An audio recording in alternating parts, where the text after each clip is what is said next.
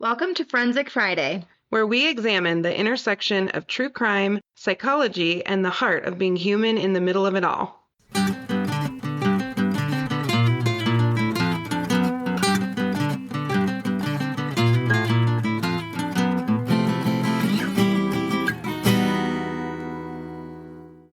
I think it's just laying weird, that's all. No, it's like I have like a widow's peak. It's from pregnancy. Oh no, do you know what I just got? I Hmm. just got a red light thing. My mom got one. Mm-hmm. And you put it like on your scalp wherever you need it, and it massages with red light and it will grow hair. Mm. I have seen proof that it works. Do you want to use my massager? I'll just bring it I'll bring it up to the No. office. I'm weird with head stuff. I Like, would use it. I know I'm weird with clean. sharing. I'm not saying you're not, but I'm just weird with like You afraid I'm gonna give you lice? I just barely wear other people's hats. Okay, I do kind of get that. It's like, I don't know, it's a weird The thing. batting helmet sent me when Mac was in T-ball. I was like, oh my God. I bought him his Right? own. He had his own T-ball helmet. I was like, I can't. So I do feel you.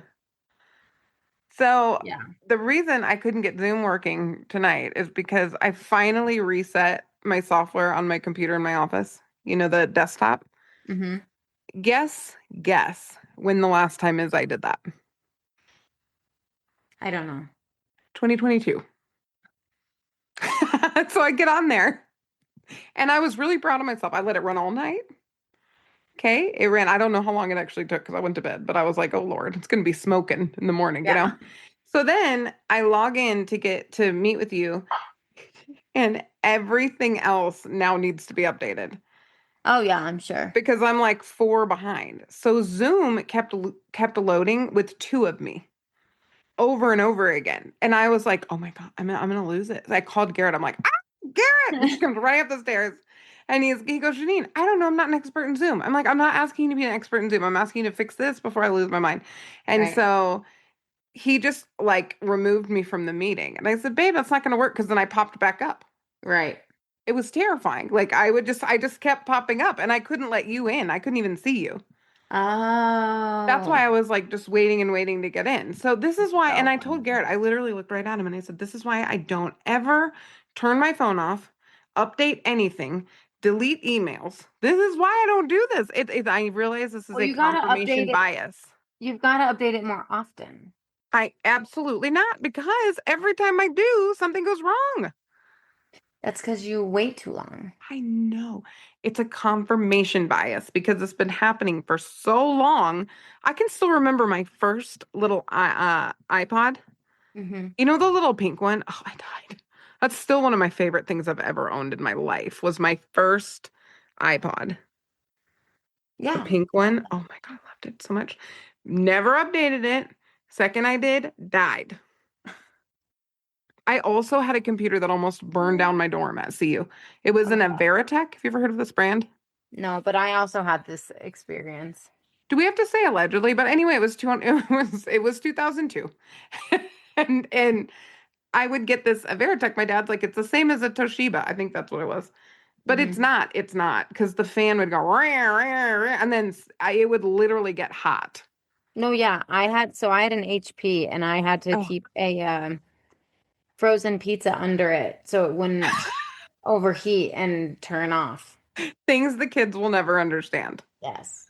You know, if I you're would literally put a under frozen pizza under 30, probably maybe 35, it. Mm-hmm. you don't know this experience except when your phone gets hot in the car. It was like that, but everything.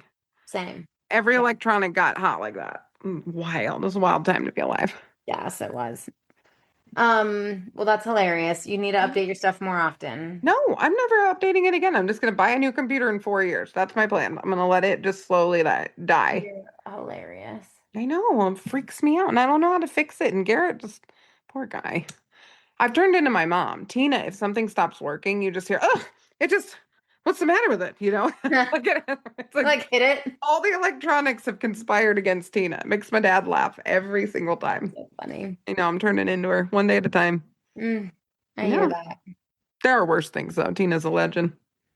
She is a legend. She's great. Are you ready for Lindsay Clancy part 2? I hope so, you know. That's a vote of confidence. Here's what Well, I I'm feel like so where we left off last time, Yes. it was like kind of mid research for one episode. Yes, it was. So I'm starting in a weird spot, Fair. but then I have like the most recent. So like where we left off isn't the most recent. Okay. Well, my nurse practitioner, Jordan, who I love with my whole heart, Hmm. she said, first of all, she listens to podcasts religiously, I love it. and I adore her. She goes, "You rattling off those meds." I was like, and then she was like snapping her fingers, which I can't do. I was like, "Yes!" Did I do good? She said you did so good. So So good. we got the med part right. Mm-hmm. Mm-hmm. Mm-hmm. Go Well, I us. have a question for you about the med part based on something else that I found out. Ooh. I have questions Mhm. for you too, because I've consumed TikTok and that's about it on this one. Yes, yes, yes, yes. Okay, so where we left off, do you remember where we left off? We left off like I want to say the beginning of the court, like opening statements, maybe. Am I wrong? Mm. Is this like group sometimes when we can't remember where we left off? Are we in chapter 15 or 7? No one knows. That's That's me what it every feels like. time. Where are we? What are we talking about? Who's here? Oh my gosh. Who's I don't dead? know how I forget so easily, It's but I because we forget. run the same curriculum in like 6 groups. So it's sometimes hard to remember which chapter. I have sticky notes and everything now, but then sometimes I put the sticky notes in the wrong place. Or you and I swap books or forget a book. So that does not help our system. This is true. All my sticky notes are profane too in my book because I got that one packet. I forget who gave them to me. They're so good though. Yes. Yes. So we left off on, we talked about the 911 call and all the jurors had to hear it. And apparently it was apparently just horrible. Oh I gosh. can't find it. Like they did not allow it to be released Ugh. because it's so terrible. Wasn't he? You heard a part of it, didn't you? Or was that AI? The him screaming when he saw the kids, or like wailing or something. Yeah, that was someone saying it who heard it. Oh, got it. That was like that was an interview of someone who's in the courtroom. Well, and then do they counsel these jurors? Like, we're not. I'm never gonna get picked for jury. I know you tried. I try not to. I'm like, I can't be I bothered. tried. I tried so hard and then they found out what I did for work. They love a therapist. They don't know which way we're gonna go. It freaks them out. So they're like, bye. Well, it wasn't even about being a therapist. It was about being a DV therapist. They were like, nope. Mm, Because it was an assault case. It wasn't a DV, but it was an assault case. mm-hmm. And they were like, yeah, no. I just don't know how if I was in the jury box on a DV case, I wouldn't just start talking. Remember when we did the commercial that never came to be because everything is a disaster, and we had to fake teach in the commercial, and we Yeah. started like literally counseling people because Oh my God. I don't know how to fake I don't counsel. know how to fake it. No, Mm-mm. and these poor actors, real actors, were trying to put together some kind of a story, and Nat and I were like, but what about this? And they're like, this isn't real We're not, it was a little real. to them or to us. I think it got a little real at one point because I was like, oh, I need to back it off. This is pretend. Back up. Oh, We're it's just so your funny. local actors and we're like going in head first because what am I going to Mm-hmm. do? Stand there and be like, "Blah, blah, blah, blah," Mm-hmm. Oh, it was Mm-hmm. so uncomfortable. The whole day was so uncomfortable. I know. you know, Yes. let's never do that again. So where we left off was an interview with Patrick. They discussed an interview with Patrick that he gave to a magazine where he said that he was not married to a monster. He was married to someone who got sick. Okay, we That's kind of right. left off there. And then the defense had Ooh, introduced. come closer to the mic. Garrett's going to be like, where's your mic? You're gonna kill me. It's not plugged in. No, it is plugged in. Oh, God. I was like, I hate you so much. And so does Garrett. It is plugged in. Okay, I'll move it closer. That's so funny. I was like, what? I thought it was my charger that was plugged in. It's my mic. Oh, good, good, good. Okay, sorry. Oh, yeah, Sorry we're good. for the mini panic attack. Okay. Yeah. So he said he wasn't married to a monster. He was married to someone who got sick. The defense had introduced a digital forensic affidavit. Oh, okay. First of all, say that again.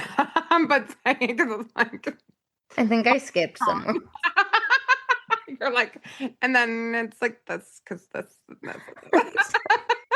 Just say. I'm so tired. Summarize. Just say we left off at blah blah blah. And my This head is like hurts. when I read in the book, and I'm like, boop, and then this, and small groups, and it's just like 1, 2, 3, and people are trying to figure out what page we're on. And they don't know. Nobody knows. I'm just talking through the chapter in 5 minutes. You usually let me go, and then sometimes I see you like looking at the book, like where is she? What is she doing? What is she doing? And then we don't want to read this. And then you make shit up sometimes. I do, but it's good shit, you know. It's just not in the book. Exactly. I'm like, I don't think that's even here. It's not. I understand you. Trying to figure out where I am is so priceless. And then a few of them have given up. They're just listening, which is really what I want, you know. Some of them are just absorbing it, and then one or two we have to wake up. You know, that's usually how it works. Yes. Okay, so long story short, Yes. this echoed some of the things that happened in the Karen Reed case. Like how long to die in snow? Yes. That kind of stuff. And like the different evidence or lack of evidence and stuff like that, and like timing of things, right? That's where we left. Oh, I don't think I knew that. Yes, I said it last week. No, I know, but I didn't know like what she was. I thought she was maybe Googling how to kill herself successfully, or like, I didn't know that she was looking at evidence stuff. Lindsay? Are you talking about Karen or Lindsay? Is it because if it's like Karen Reed was The defense. Got it. So they introduced some a digital forensic affidavit disputing the dates and times of certain searches that Lindsay conducted before the killings. We'll be right back. This episode is brought to you by Southeast Counseling Center. Southeast Counseling Center is a 501c3 nonprofit mental health provider right here in Parker, Colorado, conveniently located just off major highways. We serve the whole family, from play therapy for kids to couples and family therapy, trauma treatment, psychological testing, and specialized groups. Access matters. That's why Southeast Counseling Center accepts Medicaid, TriWest, and victim compensation, and also offers a community subsidy program to help people who fall in the gap between Medicaid and traditional insurance coverage. And because we're a nonprofit, every dollar donated by the community goes directly towards providing treatment services for people who need help. Prefer to meet at home? Telehealth is available statewide, so anyone in Colorado can access our services. To get started, call 720-842-5553 or fill out our secure web inquiry form at secounseling.org. Southeast Counseling Center, care that is accessible, compassionate, and rooted in the community. So they were saying the searches still happen just at different times? Yes. And were they related to evidence? That's what they were disputing. Okay. Yeah. Make sense? I think so, yes. Okay. Because they're trying to determine intent, right? That whether or not she intended to do this and was of sound mind. Well, and then there was research. I can't remember if it was Patrick or Lindsay, but one of them was researching a like songwriter, guitar player who had died by suicide, and like how he had specifically died. So that was interesting too. I'm going to be super transparent. I don't know where they landed on that. I don't know what they've landed on. I just know that women are fawning over this defense attorney. Yeah. So I'll get into some of that. And I'm nervous because how I've watched it, like, I don't know where to go to watch the whole thing. So I'm watching clips Oh. on YouTube, right? Like Court TV, stuff like that. Probably Court TV because I know they're streaming it. I just don't know Yes. where. Yeah. They are streaming it. So I'm watching like different full clips of like, so I Mhm. shouldn't say clips, but I'm watching full portions of like people's testimonies, but it's not in order. And so Mm. that's throwing me off a little bit because I'm like, I'll see something on like social media and I'm like, okay, well, I haven't heard that. But some Right. of it's not even quoted from the court. It's like them saying something of how they interpreted what was said in court. Some Mm. of the like We social almost need media. transcripts, which will be available someday, just not now. Yeah. Yeah. So anyway, that all being said, we're going to zoom out for Mhm. 1 second. Okay. Because this case sits inside a much longer, more difficult type of history. So, Massachusetts standard of criminal responsibility asks whether, because of a mental illness, Mhm. a defendant lacked the capacity either to appreciate the wrongfulness of their conduct or to confirm their conduct to the law. Does that make sense? Mhm. Okay. Legal experts have been clear that insanity defenses succeed rarely. They like Yeah. rarely actually go through. Mhm. And postpartum psychosis cases in particular carry an enormous cultural baggage, Yes. right? 100%. So one of, a very obvious parallel is the Andrea Yates case.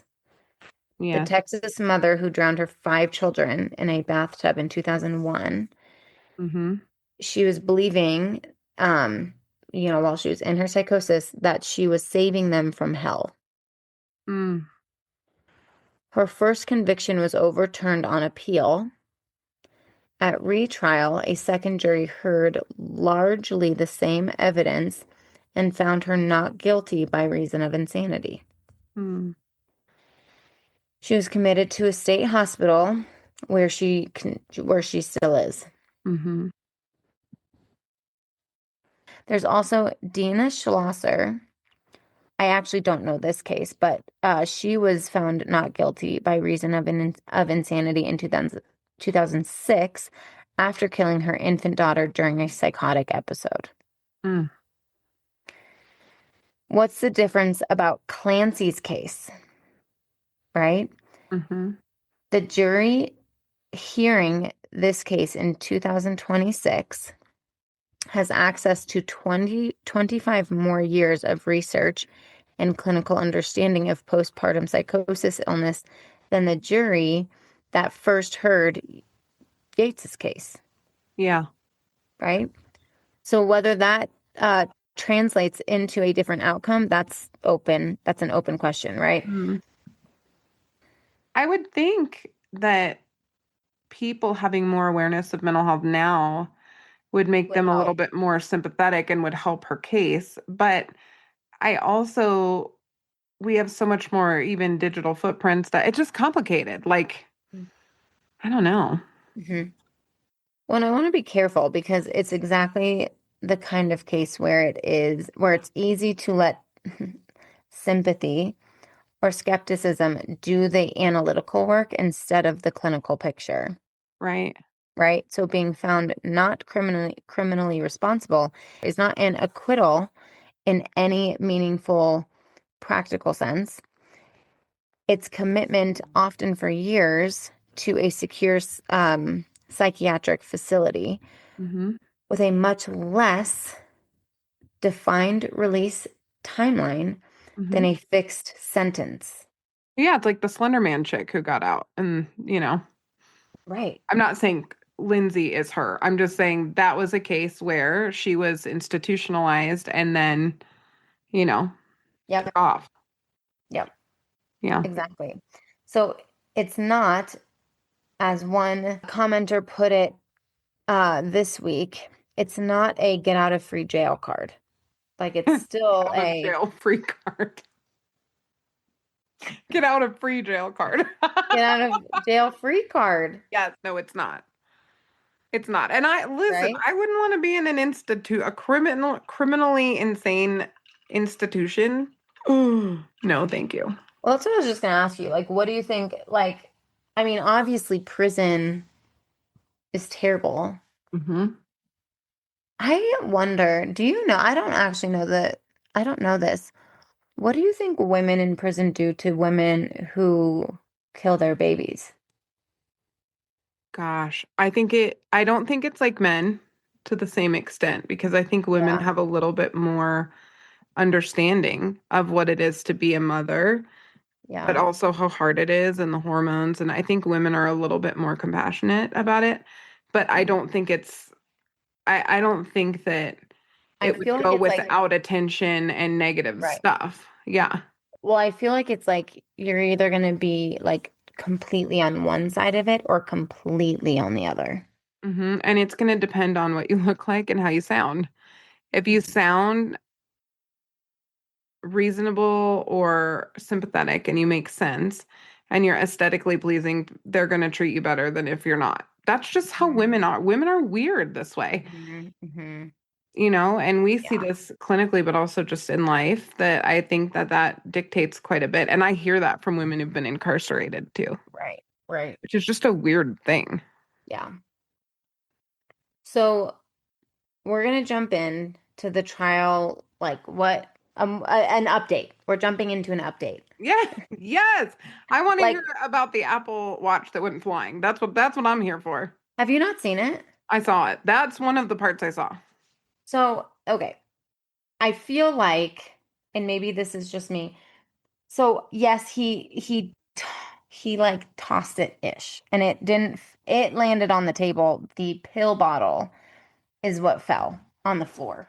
No, totally. But what's incredible about it is this attorney Hmm. is serving up like the nonverbal, passive aggressive, uncomfy Yes. stuff ad Yes. nauseum. Yes. So there are, I know you're going to get into the Apple Watch, but it is an interesting thing that he highlighted in his behavior. And then there's some interesting things in his behavior that may or may not mean anything, but they are interesting. Hmm. The I husband didn't know behavior. he highlighted that, the attorney. Oh, yeah. Like Oh, yeah. he talked about it. It's coming. It's coming, but it's been filed in the Oh, discovery. Uh-huh. Uh-huh. interesting. Oh, Okay. yeah. Well, I don't know much about that. I'm going to see if I can find it for you because this is the whole. I just saw that he like, passive aggressively set the watch. Well, it wasn't like to scare him with the watch. It's because the watch has some significance. Right. I don't know what the significance is though. So I did hear one insane thing. I heard someone say, and this was social media. Social media is a nightmare. Hmm. But they said, what if he was gaslighting her through the monitor? What? Why? What was So happening if with you the really wanted to, I actually do know an offender who did this, actually. what Um, happened with the monitor? messed with the partner through the monitor. So like said things through the baby monitor, and you've talked about how like when Grace wakes up, you're like, you wake Mhm. up.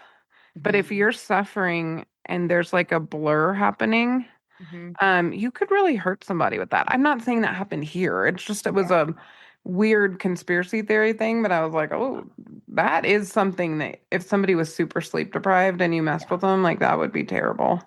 So we're gonna start with some of the journal that was read in court, and then kind of where they're at now with everything. And then we will dive into some of what we are hearing on social media and, things that are going around. And then we're going to leave it open to discussion, I think, because I'm so curious of what a lot of our listeners believe. Mhm.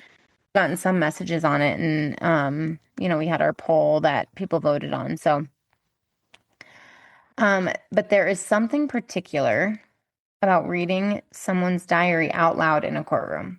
Could you imagine? Mhm. That would be, I mean, they have to, but if I'm Lindsay Clancy, It's horrifying.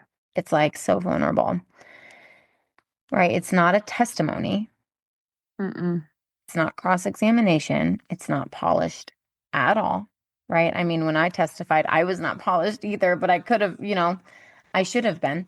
Mm-hmm. It's not built for anyone but the person who wrote in it, Mm-hmm. right? It's what a journal is for. And in the second week of Lindsay Clancy's murder trial, both the prosecution and the defense stood up and read from her journal. Mm. Police had seized the journal from their home the night of January 24th, 2023. It's a brown notebook, right? Just a simple brown notebook among other books around. Pages where Lindsay Clancy documented her medications that you went over last week, her moods, and as court documented would later reveal, pages where she also researched ways to kill. Mm. The last detail sits uncomfortably next to everything else in those pages because most of what jurors heard wasn't sinister. It was tired, like devastatingly tired, Mm. overly exhausted, Mm. right? So let's go back to November 18th of 2022, roughly 2 months before the babies died.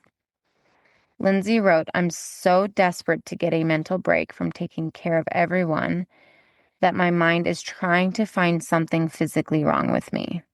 Mm. So reading that again, right? Her brain, by her own account, was searching for a physical illness Mm. to get a break. We'll be right back. If you work with court-ordered clients, you already know the system can be overwhelming. Documentation, coordination, compliance tracking, billing, on top of actually doing the therapy. That's why we want to tell you about Reliatrax, a one-stop platform built specifically for therapists working in the court-ordered space and voluntary treatment. Reliatrax helps you stay connected with probation and referral sources so everyone's on the same page and your clients get the best care possible without the endless emails, calls, and paperwork. And here's the exciting part. Reliatrax now offers Aura, their new AI assistant. Aura helps streamline documentation, keeps you organized, and supports your workflow so you can spend less time clicking boxes and more time doing clinical work. Reliatrax also supports insurance billing, including Medicaid, making it easier to serve both court-ordered and voluntary clients all in one system. No juggling platforms and no workarounds. And the other amazing thing is you have an actual team of people who can support you, not some automated system. If you're looking for a smarter, more efficient way to manage compliance, communication, and care, Reliatrax was built for this. Check out Reliatrax and see how it can support you, your clients, and the systems you work in without burning you out. You can go to www.reliatrax.com to get started. I've heard from moms before, and I remember having a fleeting thought of this. I would never hurt anyone, not myself. I wouldn't hurt myself either, but I had a fleeting thought that if I was sick or hurt, I could just crawl into bed for a couple days. Like I remember having that thought very clearly, and I hear that from moms a lot, where it's like, I'm not going to hurt myself or anyone else, but man, if I could get a break, and the only way I would get a break is if I like earned a break. Right. You Like know what if I was mean? sick. Like something like that, where somebody else made me do it. Yeah. Yeah. Oh. So something external, right? Something that like you're saying, that could be explained, maybe even an excuse, Hmm. right? The exhaustion she couldn't otherwise name. In another entry, she wrote, I have crazy brain fog. I remember the brain fog. It is, I remember your brain fog. oh my, I had it too, but you didn't know me then. oh my gosh. Normal It thing. was the most crazy thing. I feel like I still have brain fog. Mm-hmm.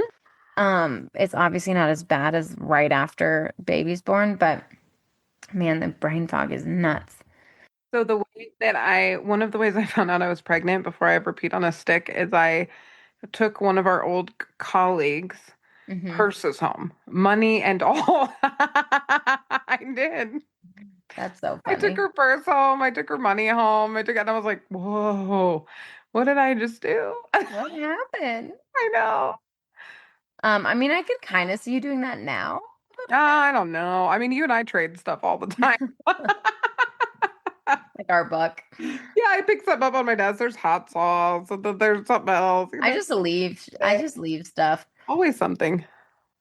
So she said, I have crazy brain fog. I feel like I can't make a plan. I live moment to moment, waiting for the next nap time. I'm terrified of Cal getting overtired now because I feel like I can't help him. So this is a narrative I heard over and over again when I was listening to the trials and to some of the readings, was like a feeling of helplessness with the little one. And she was a labor and delivery nurse. So what I would imagine is this would be like you or I having an anxious family member we can't help. Like that's Yeah. miserable because we know all the things. Yeah. She's a labor and delivery nurse and she can't She can't help her him. baby. Yeah. Yeah. Well, she feels that way because Feels that way, yeah. she was scared he's going to get overtired. And he was 8 months when he died. Mm, So little. He's a little baby. mm, And in her own words, she described herself organizing her entire existence around his nap schedule, which, like, mhm. even when you're out of, like, when you're coming out of postpartum stuff, I mean, I still navigate my schedule around Grace's nap schedule, but she's still doing 2 naps. But I think Yeah. when you're still in the early stages of postpartum, it's like, it's weirdly overwhelming, you know? Well, and you live in fear of that crying cycle where they're crying and then they're exhausted because they're crying and then they won't sleep and then they don't feel good and Hmm. you're so scared of kicking that off. You Yeah. just want to like catch it perfect. And Yeah. babies they don't follow a rhythm necessarily all the time. Yeah.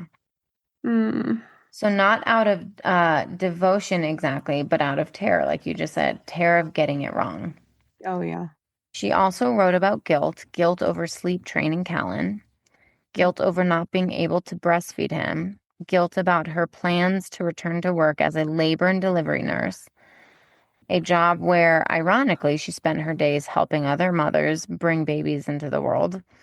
And somewhere in these pages, she said, I want help. I want to be well. Her attorney, Kevin Reddington, read that line to the jurors himself. You said this in the first episode. He's like her dad in this. Oh yeah. He's playing a dad role in And this whole he's thing. formidable. Oh yeah, no, he's He's like Karen Reed's attorney. I mean, he really is. He's like on it. mm-hmm. Mm-hmm. So now here's where it gets a little complicated. Not a little. It gets complicated because it always does with the cases like this. Mm. The defense is using these journals to build one story. A woman in the grip of a postpartum psychiatric collapse, a devoted mother undone by something clinical, something she didn't choose and couldn't outwill. Mm. Attorneys have pointed to family members, even Patrick himself, describing her before all this. And all of them said she was an excellent mother. I watched the interview with their nanny, Mm. and she even said, phenomenal mom, loved her kids. Like there were no signs of this before, you know? The prosecution isn't arguing with that characterization. They're not trying to prove Lindsay never loved her children. What they are arguing is that loving your children and being criminally responsible for killing them aren't mutually exclusive. Mm.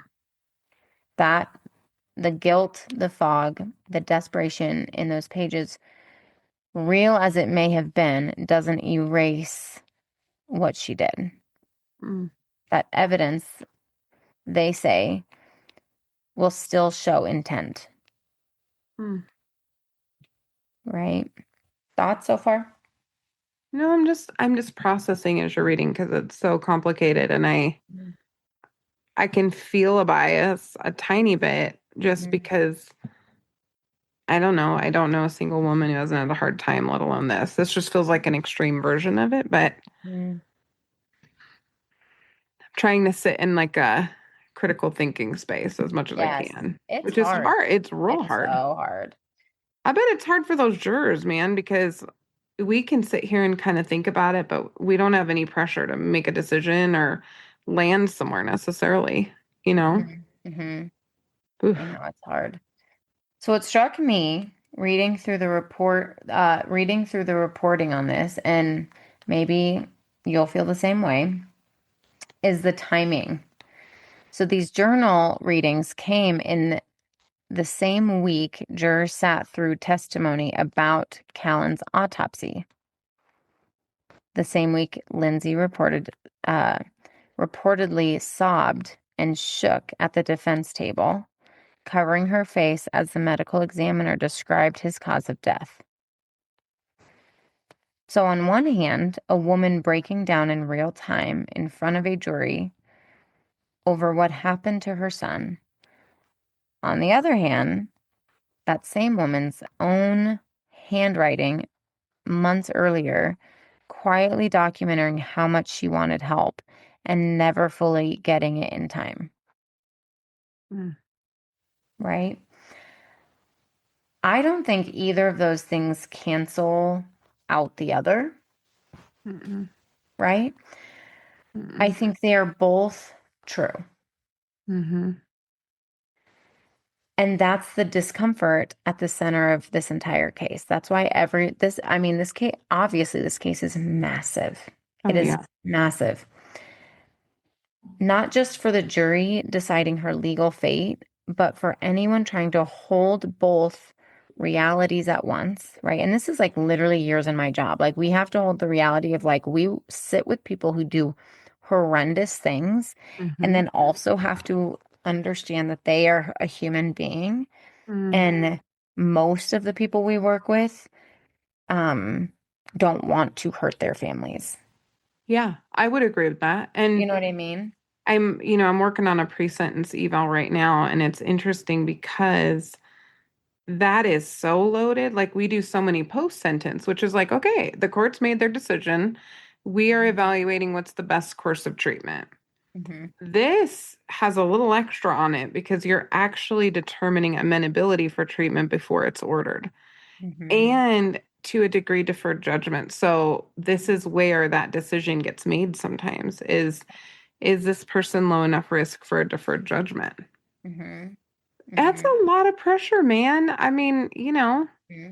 I was consulting about it this morning, and I'm like, it's heavy. Like, it's really heavy trying to pull all these Yeah. pieces together. And that's what the jury's trying to do right now. Yeah. Well, they're sitting with both realities of a mother in genuine crisis and three kids who died. Absolutely, yeah. Like, those are two very true things, Mm-hmm. right? So, updates on the case. Okay. The trial is now well underway at Plymouth Superior Court, currently in its 12th day of testimony. 12 days. It's a lot of days. Mm-hmm. Clancy has admitted to killing her three children, Mm-hmm. right? Cora, Dawson, and Callan, in January of 2023. Like we've been talking about, her defense, led by Kevin Reddington, is pursuing a lack of criminal responsibility plea, arguing she was in the grip of a severe postpartum psychosis at that time, right? Prosecutors contend the killings were more deliberate. Mm. So here's some key developments so far. Opening weeks, Patrick Clancy, her ex-husband, testified first, describing returning home to find his children fatally injured after roughly a 25-minute errand run, Mm-hmm. and recounting his wife's mental health struggles beforehand. Mm. First responders, nearly a dozen paramedics and firefighters took the stand describing their attempt to revive the children and treating Clancy's own injuries. She jumped from a second-story window that night and had been paralyzed from the chest down ever since. Also, injuries to her neck and wrists. Mm. The And jury she took pills, right? Yes, Mm-hmm. I believe so. What I read, I don't know if this is true or not, but she crushed pills up and drank them or ate them or something, which think I that's read kind that of as well. weird because Yeah. most people would swallow them, but I don't know. Maybe she thought it would dissolve faster. I don't know. They couldn't pump her I just stomach. thought that was weird. Yeah. The jury site visit, so jurors were taken through the house where the kids were killed, Mm. while the attorneys pointed out key features relevant to the case. Can you imagine that? Ugh. Ugh. That No. was so hard. So in recent testimony, the defense had pushed back hard on clinical notes suggesting Clancy seemed to be doing better in the weeks before the killings. A therapist on December 19th noted describing her as quote unquote laughing and in improved spirits became a flashing point. With the defense arguing that a single upbeat moment doesn't erase an ongoing depressive / psychotic episode. This was a butt pucker moment, can I tell you? Because I'm watching this and we write clinical notes every day. And we write them at 11 o'clock at night. We write them at 6:30 in the morning. You know what I mean? Like we write them all the time. And Nat and I've been really trained to write the appropriate amount of information to be able to accurately represent the treatment that someone's receiving. And literally in this case, there was a comma in the wrong place. Literally A comma in the wrong place. And this woman is being attacked on the stand over it. And she's having to justify that years earlier, this is what that meant and not something else. And it's what this is our nightmare. Yep. And it does happen. And clinicians can't be perfect all the time. They just can't. And you don't expect ever that your stuff's going to be looked at to this degree. But this is what keeps me up at night. 1000% is this kind of stuff. Right. You know this, because then I'll get all freaked out and then I'm like, everyone, blah, blah, blah, blah, blah, and it can happen to any of us. But I think the stakes can be really, really high. And I felt for her because, yes, she needed to have a note that accurately reflected what happened. And she ran the risk of misrepresenting that. Right. But also, we do a mini mental status exam in our notes, which means are they oriented to time, place, person, and situation?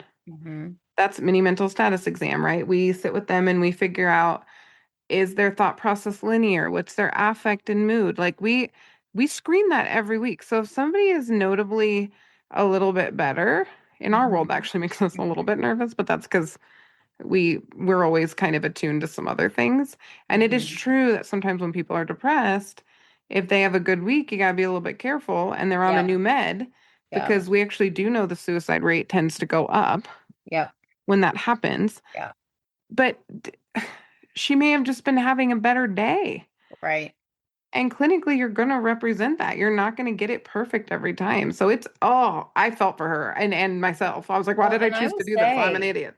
Well, and I will say there's extra stuff that we're going to dive into, but I will say I've worked with individuals who I've actively seen in a psychotic break. Yeah, I have. And it's interesting because there are days and it can last for a long time. Like it's not like a day and you're done. And it can be subtle. It can be subtle. And so and it can fluctuate. So like one day I would see this person and it's like I'm like they're on something that I didn't know. Yes. Right. But they're not, they're just having a psychotic break, but then they'll like level out and they'll seem more normal, right? Like their speech slows down, thought process is a little bit easier to follow. And so you could think like, okay, like we're good. And then it spikes again, right? I mean, Absolutely, especially if meds are changing week to week. yes, meds, substances, Yeah. marijuana, Yeah. marijuana. Oh my God. Oh yeah. Especially in Colorado. Good Lord. But Not- I told my mom this. We were driving to the mall together, like hanging out, and we were talking about this case. And I said, counselors are a weird bunch because we actually sometimes do more screenings than other disciplines. Mhm. So you might go to a med appointment and not get a screening for bipolar. If you're in our DV program, you're going to get screened for bipolar in the beginning, a Mhm. manic episode, and it's one of the first things we look at when there's a pretty stark behavioral change. Yeah. And it's not that they're dumb or don't get it. That's not the thing. It's that with managed care, they might get a 10-minute appointment, Mhm. whereas we have an hour. Also, we see them every week, so they might be more open and we might see more of what's going on. Yep. So it's a really interesting thing to think about is how we screen. Yeah. The medical examiner testimony. So, a doctor from a state medical examiner's office had testified regarding an autopsy of the two eldest children. Mm. Okay, so that happened.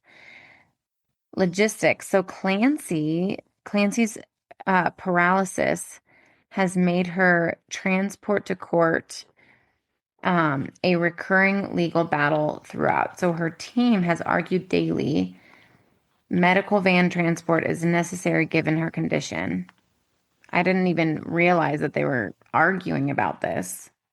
Yeah, what's to argue? I don't know. It could be the optics of it.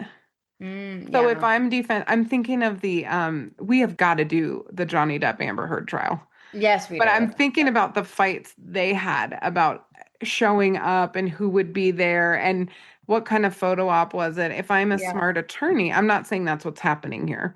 But Right. if I'm trying to make sure that people don't forget that this woman is paralyzed, I want her in a medical van Right. with pomp and Right. circumstance. Let's throw some EMTs in there and let's make it look real hard and Right. Yeah. But I think that it's a weird thing to fight about, but it makes sense to me only kind of from that lens if they think they're like overdoing it a little bit, Yeah.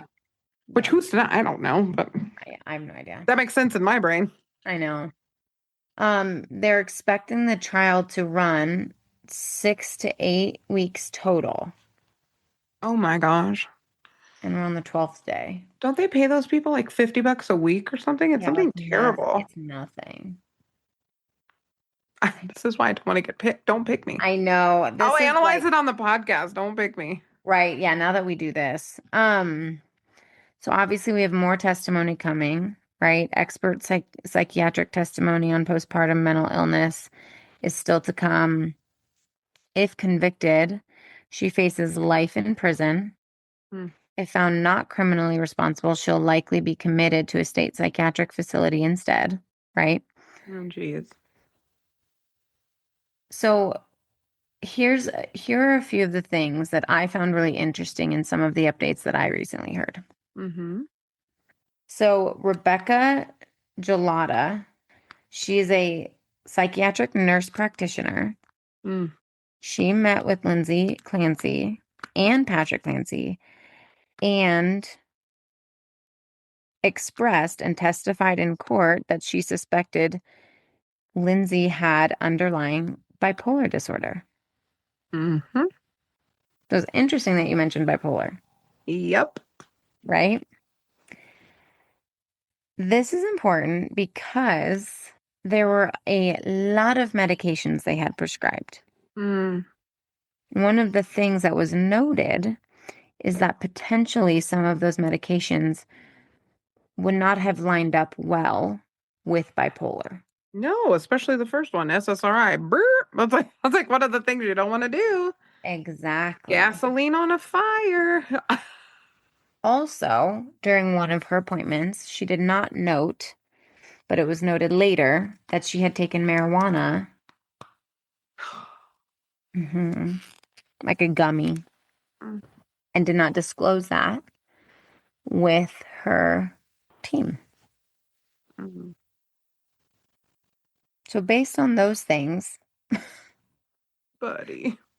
I mean, this is literally a case that I worked. I know it is. It is a case that I worked. I know. Thank God her kids were not in the room. Yeah. And we're older. One of them wasn't. Well, she was, but not out of the house. Not out of the house, yeah. But I mean, not babies. No, not yeah. She could literally run. Mm-mm. It's nuts. No, it's really terrifying. And the other thing that people don't talk about, and I find this interesting, and I don't know Lindsay's marijuana history, so I'm not saying anything about that. This may have been a one-off, Yeah. desperate to sleep mom who's like, I'm Any strung out. I everything. gotta just take something to sleep, and my friend recommended XYZ. Like, you know what I mean? Whatever. But in Colorado and across the country, but Colorado is like such a pot haven, you know. Mhm. The potency is such that we are seeing a huge increase in psychosis, particularly in young people, Mhm. especially in boys. But Mhm. I'm thinking about her brain on all of these medicines and this up and down. Yeah. And then, you know, when did she take the marijuana gummy compared to when this happened?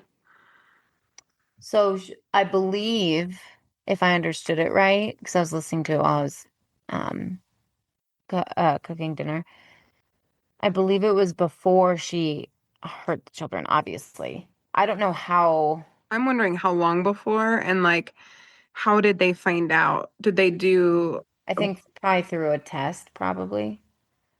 But Like it's interesting. I'm thinking like, why did they test her and what were they looking for? And well, I wonder if they test, like if they they test her blood after she almost killed herself. the first It, time? it would have potentially still been in her system. You mean like when she jumped out of the window or before? When she was I think hospitalized? I think she took the gummy before, but not a month, not over a month before. Mm. You know what I mean? So then she committed the crimes and almost died. And, they're going to run sample, they're going to test her But one blood. gummy wouldn't be in your system that long.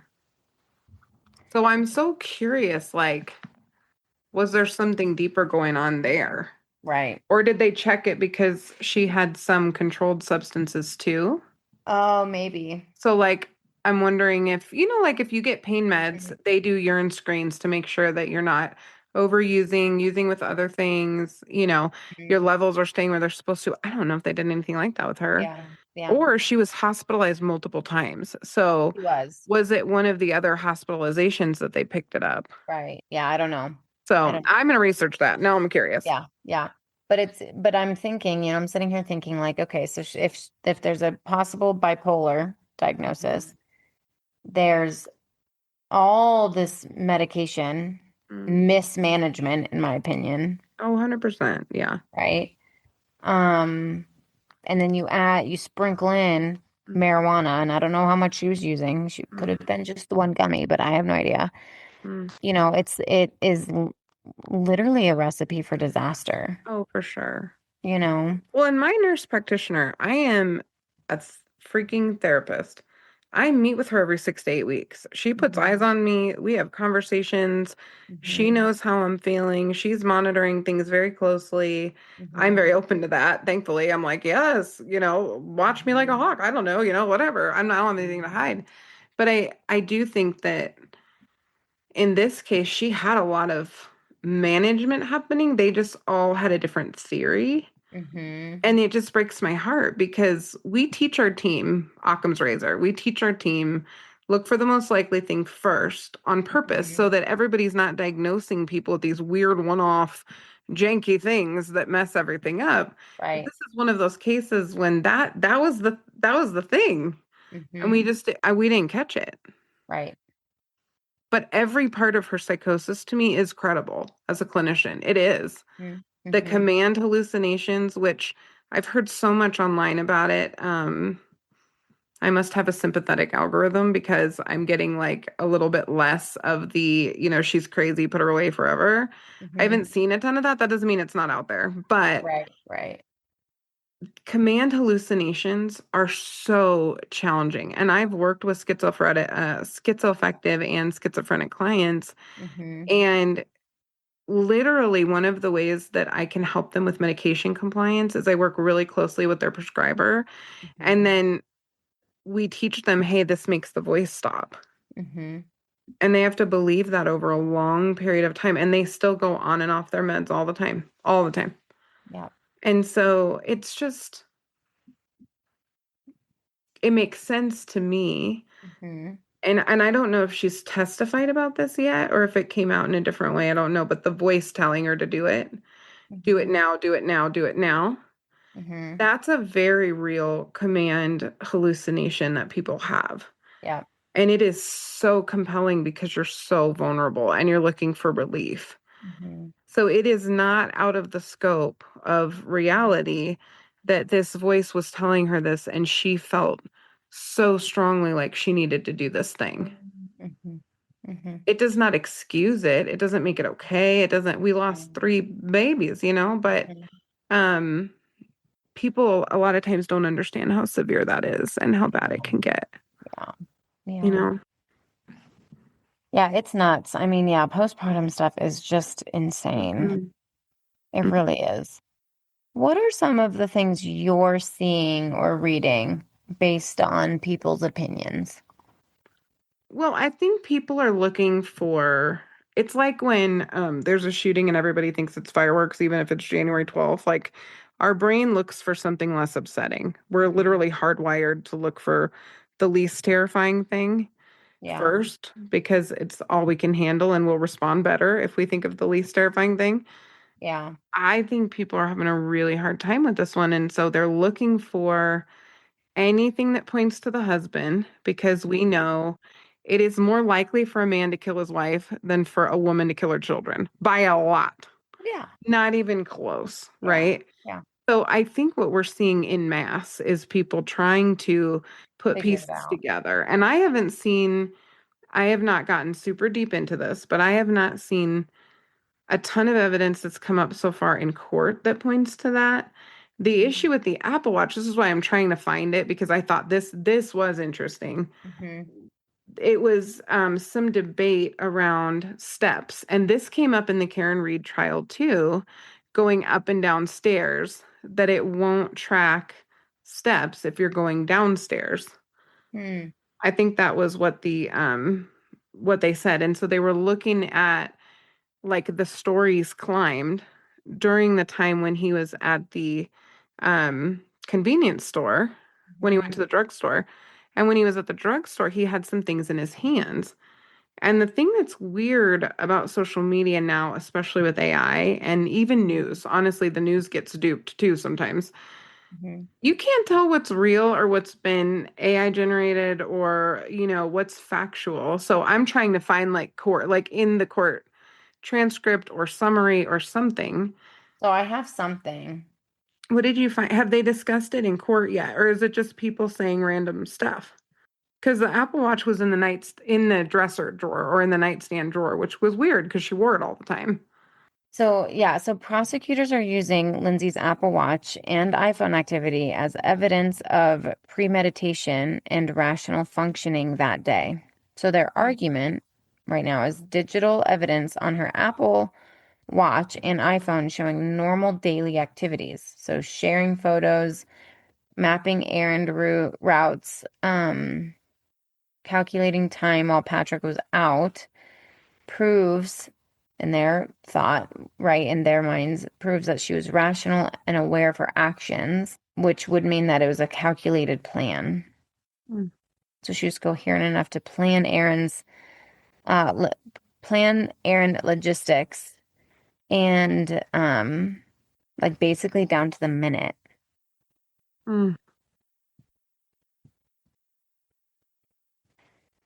Patrick testified that Lindsay had an Apple Watch in her nightstand drawer, and police never actually seized it. On the stand, her defense attorney, Kevin Reddington, pushed investigators on this directly, asking Trooper Corey Mello why no one searched the drawer that held both the medications and the Apple Watch. That was when he started to pull it all out. That's a fair question. Then That's a fair question. I'm sorry. Then during day 12, right, Sergeant Don Lawler testified under cross that he searched the home but had not found an Apple Watch. So there's now some inconsistencies in the record about whether it was ever located, searched for, or entered into evidence at all. So this is actually a great chain of custody. It's not just about the watch data what it allegedly showed. Right. It's about whether investigators handled it properly at all. Well, and in the picture that I saw, and again, I don't know if this was doctored or not, there's a picture of him at the CVS, and it looks very much like he's carrying her watch. Oh, I didn't see that part. Yeah, he has a phone, and there's something under the phone. And if there's a freeze frame that I saw that's getting a lot of attention, I mean, it really looks like an Apple Watch. Like, we used to have a colleague who would take off his watch and put it on his hand and then put it back, like it could have been something like that where he was just holding it. But I mean, it looks like he's holding her Apple Watch, which is just weird. Yeah. And I don't know why he would do that. I don't know what purpose that would have, but unless, and this is the speculation, total speculation online, is unless he pushed her out the window and then went on these errands and took the watch to document steps and things while he was gone. But why would he push her out the window to document steps? Mm-hmm. You know what I mean? Like, why would he do? Because he would be trying to tell, the story he'd be trying to tell, air quotes, would be that she tried to jump out the window. So why would he take her watch? Well, she was colder. Her body temperature was very, very cold. So I had some nurses that I was watching that were fairly credible. Like, one of them worked at Boston. What's the big one? UMass, or I don't remember what the big hospital is in Boston. But she has a legit medical page. Like, her stuff's pretty credible. And she just said, it's just really some of it's just interesting. And so I think there were a few things that were surprising to people who deal with people in a crisis all the time. Like, body temperature, allegations that she had said things when it would have been almost physically impossible because of the broken bone, like stuff like that. But you and I've said there's a million explanations for things, and there's so much speculation. But the watch is a source, and this is the problem with these cases. If there's one thing out of line, they will camp out there. Well, if the defense can successfully argue the watch and the drawer it was in wasn't searched thoroughly, that undercuts the prosecution's ability to lean on, quote, right? Like, look how put together her digital footprint was that day. That's right. It calls it into question. Exactly. Because the full data trail may never have been fully collected or verified in the first place. Well, and not in a timely manner.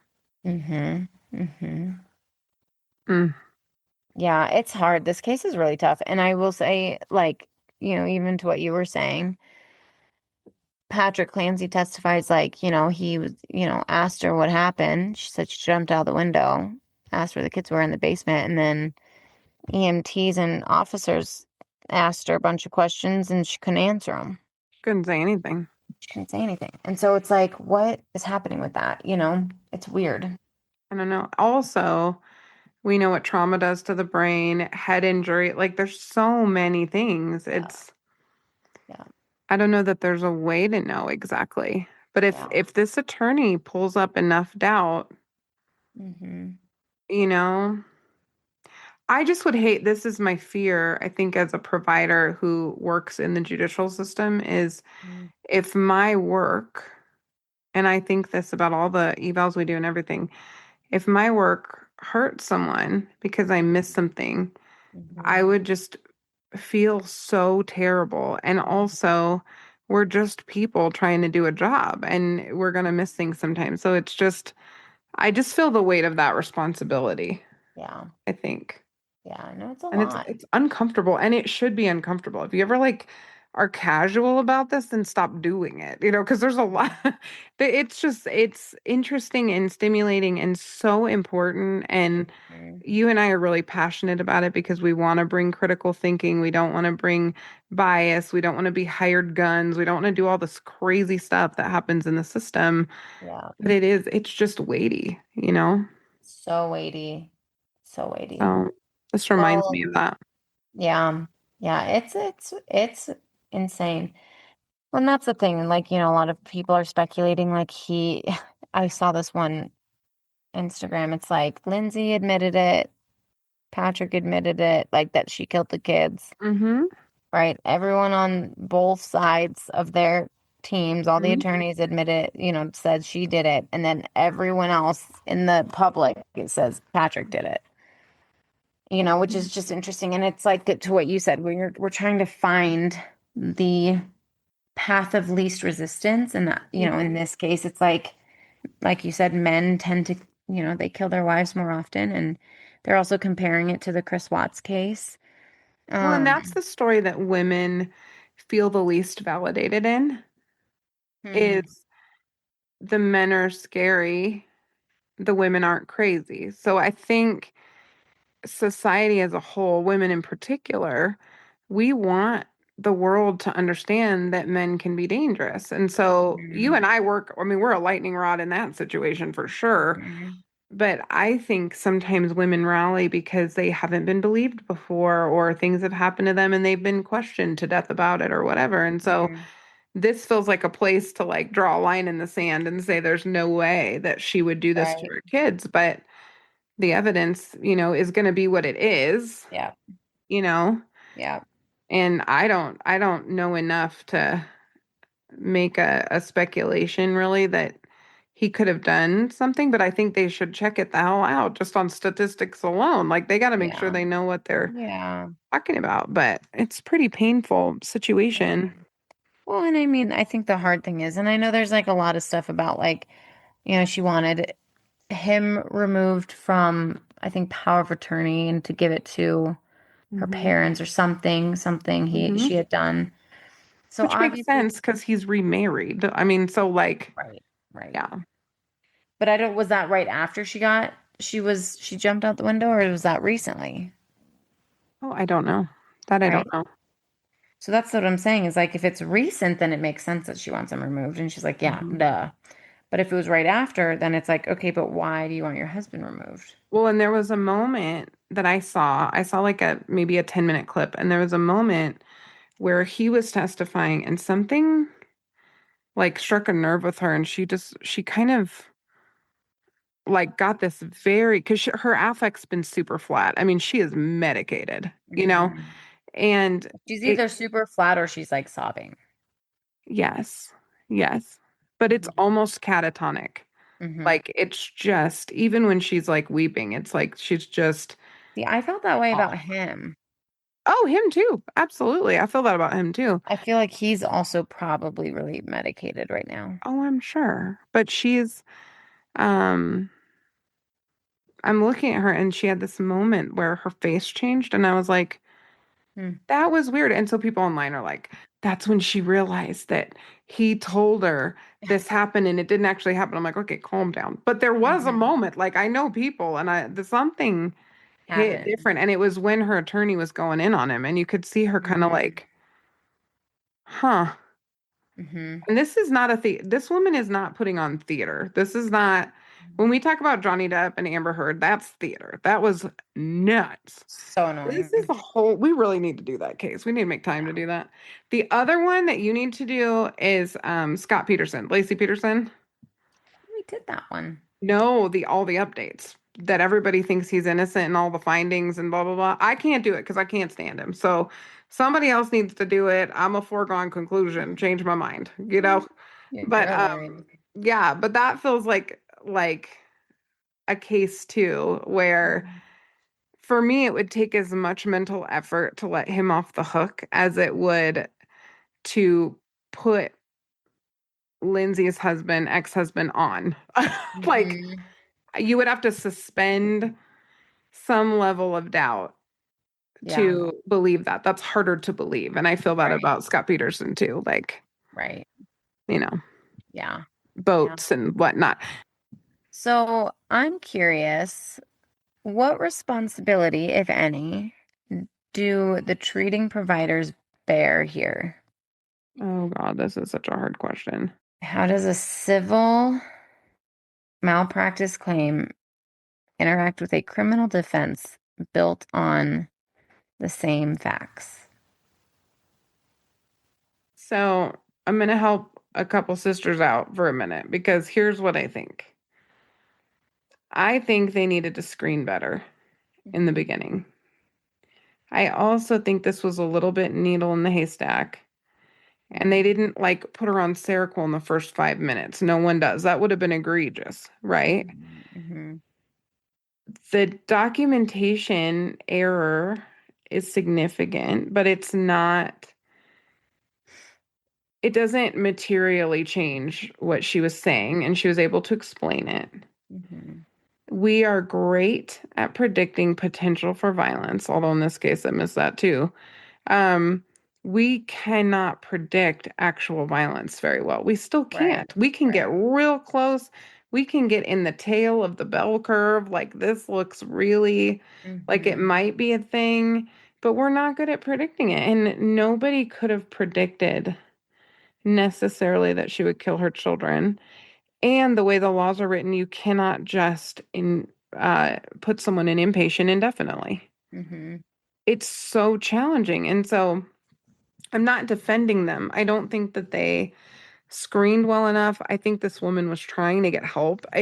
You will never convince me she wanted to kill her children. You will never convince me of that because I just don't believe it. I don't see people try this hard Mm-hmm. to get medicated. She was completely desperate and she didn't know what to do.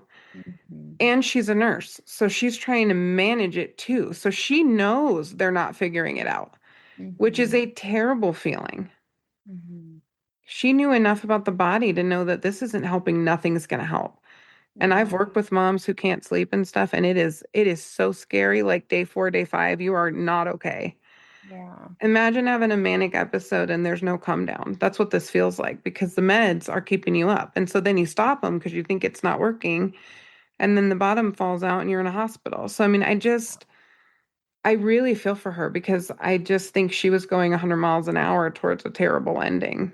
Mm-hmm. And it's interesting that the command hallucination was do it now, do it now, do it while you have a chance, do it now. That just tracks with psychosis to a T, where it's like this pressure, urgency. This is your only chance, kind of like you'll never get relief unless you do this right now. Yeah. And it's heartbreaking. And again, it doesn't excuse it one bit, but you can't say she didn't try to get help. No, yeah, she did try to get help. She was, she did. Mm-hmm. It's hard. It is hard. And I think, like you said, it's a needle in a haystack. Mm-hmm. We don't, and you and I sometimes, not you and I specifically, but I think just all Mm-hmm. helping professions, right? Oh, We yeah. don't go to the worst case scenario first. Mm-mm. You start with the best case scenario, right? And then you go from Or there. at least most likely. Exactly. Yeah, Right. most likely. I mean, they teach you that in school. You don't go to the off chance, And what happens if you treat psychosis before you treat depression? Right. Then you have a mother who's completely non-functional in a whole different way. Yeah. And that's not without risk in a suicidal person. Right. So I mean, So I don't know. I think that they could have screened. That's what I will say. I think they could have done more screenings. That being said, I don't know what screenings they did fully either. I know. I'm not looking at the chart. I just Well, know and she they put a did, comma in an unfortunate place. That's all I know. yeah, they did some screens. They did like kind of the generic ones. Like they did the GAD. Um, she scored moderate on that. Mm-hmm. Um, yeah. So it is hard. It's hard to think through like how could you have done this better? How could people have done this better and caught it sooner? Mm-hmm. Um, some of the things I'm seeing, and it's typically by, people who don't understand this type of stuff, but like, there's a lot of people weighing heavily on holding her criminally responsible. They're like, it doesn't matter. You still know what's right from wrong when you're when you're having psychosis. And it's hard because it's like, I pray that I never experience that because I don't know what it feels like. I know what it feels like to be super foggy, to have like wild, crazy anxiety, to have intrusive thoughts. Like I know all those things, but I don't know what it feels like to actually have like a psychotic break.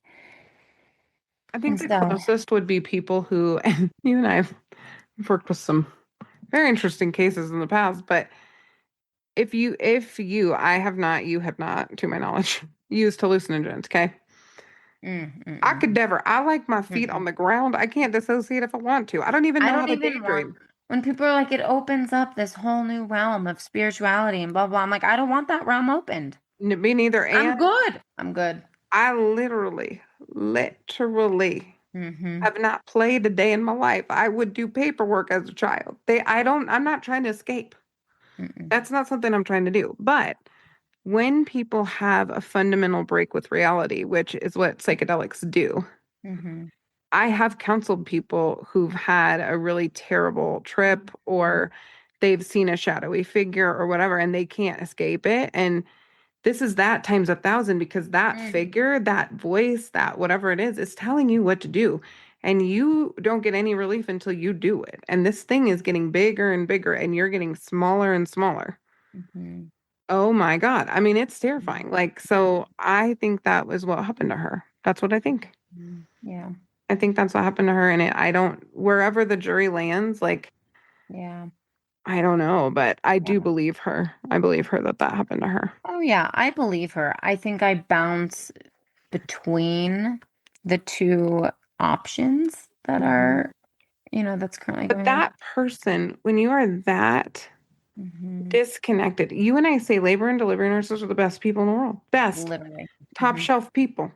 If we had to keep one type of person, that's the type of person we should keep. So when I think about her, yeah. Did she know right from wrong in that moment? I don't think so. I Right. think Like, I she don't was know. Yeah. running on pure, I have to do this thing, and if it was good enough for Andrea Yates, Yeah. then, Oh, yeah. And I hear that. I think but I know it's hard to imagine. I struggle with it because like I have sympathy for her Mm-hmm. and some level of empathy, right? Like obviously the anxiety and the exhaustion. Like I can understand those things. I cannot understand the psychotic break, right? I've just never, and again, I pray I never experienced that. Mm-mm. Um, but I bounce between the two because I'm not saying she didn't experience it. I also Mm-mm. believe she did, Oh, she did. especially because there's all the testimonies of her prior to this are like she was a phenomenal mom. She loved her children. She took care of them all the time. Mhm. And like even in her journal entries, her over concern for Callan. So like I do believe something really wild was happening in her brain when it comes to like the charge. It just like then I think of the littles and I'm like, I don't know. I don't know, like I mean if she goes to a hospital, she has to stay there forever. Like she cannot Mhm. get out, in my opinion, because she took 3 lives. Mhm. It's hard for me to rationalize like I don't know. I don't know. Hard one. Mm-hmm. You're Uh, looking at me like I'm like an insane person. no, no, no. I'm just thinking. Like, I'm thinking of all the situations that we see. Mm-hmm. And I'm gonna cover one in a couple weeks because Jordan gave me a case. So hey girl, I'm gonna do it. I was like, I'm writing this down. Mm-hmm. Mid, my appointment. I'm like, I don't know. I'm gonna look into that for you. But there's so many cases in our society where people get out after doing heinous things over and over and over again. And this woman doesn't care about her life. She didn't care about her life when she jumped out of a window. And Mm-hmm. I do believe sometimes these psychotic episodes convince you that it's better. Mm-hmm. It's better if I'm Like not you'll here and if they're not here. And yeah. I'm not going to leave them here without me. I'm going to join them. Yeah. We can't do this anymore. And that's what this feels like to me. Um, and so that's still terrible. These children should never have been hurt. Like it's horrible. But I also just I'm struck by her remorse. This is not someone who's fighting it. Mm-hmm. She's not trying to point blame at him. She woke up in the hospital and said horrified. Like she wasn't like Right. he tried to kill me. She just like Right. think Yeah. about like the chick who tried to steal the baby. What's her Right. name? The one who went into the ER and told everyone that she, whatever. And even she's mentally ill, okay?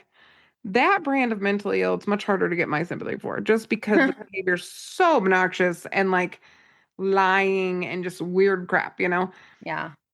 She came by this naturally. Like her brain was so sick. And Oh, I know. I Yeah. don't know what the answer is. I hear you though. Like, do Mm-hmm. we just give somebody a pass on 3 lives because her meds were off and she was exhausted and sick? Or, but also we let 10-time rapists off.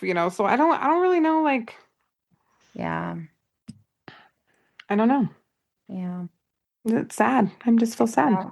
Yeah. It's hard. It's a hard case. I know. Thanks for your work on this one. Mm. This one made me so sad. I think I've been a little avoidant. Mm. That's why my updates have been of the TikTok variety and not quite as valuable this time because I'm like, whoop, nothing to see here. Well, truthfully, there's been parts of it that I've had to fast forward. Like I couldn't listen to the autopsy part. Mm-mm. I did not Mm-mm. look. I Nope. like briefly saw the clothing that they were wearing and then I fast forward through that. So there's like been parts that I can't listen to. Um, Mm-mm. yeah. I mean, I like broke down during that one case I did. This would have been very similar if I went into like any extra detail. Well, and we're empaths. So we work with people and we connect with them. I mean, we're badasses, but we're also empaths. And Mhm. it's so challenging to hear this stuff. Like sometimes I look at my dog, I'll get in bed with Honey, and she's just like such an idiot and she's so sweet. And Mhm. I look at her, I'm like, how do people hurt animals? Like, what kind of monster would hurt an animal? Like, she would not survive. She is too good for this world. Bear's gonna give as good as he gets. He tried to get in a fight with a deer the other day, Oh but my God. Honey is just, I mean, we got to keep an eye on her. I think a big cat could take her out. I really Oh, worry for about sure. her. And so when I think about that, thinking about somebody doing this to a child and the child seeing their mother do this, it's awful. It breaks our brains. That's why people are coming up with insane theories is we With can't sit with anything it. else. Yeah, anything else.